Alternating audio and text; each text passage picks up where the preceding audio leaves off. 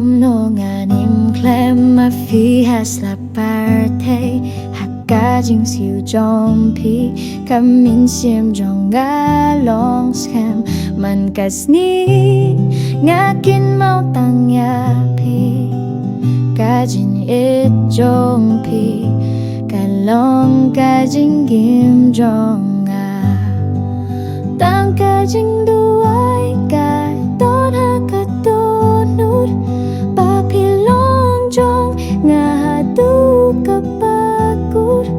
Hakajing gim lenti baklam padyang Tusah pat nga haman kajing duai ngapa Kajing get jong pi kapin baya kasni jonga Kasu jong pi kapin hun ya kamin siem jonga Nga ang nudban dupya pi man kapor happy hinga shem Ya kapor babyang tang kajing duai katona katonur Papilong jong nga hadu kapakur Hakajinggir lenti baklempad yang Tosah pat nga haman kajing duay ngapa Inda pidon hajan ngas ngabasisya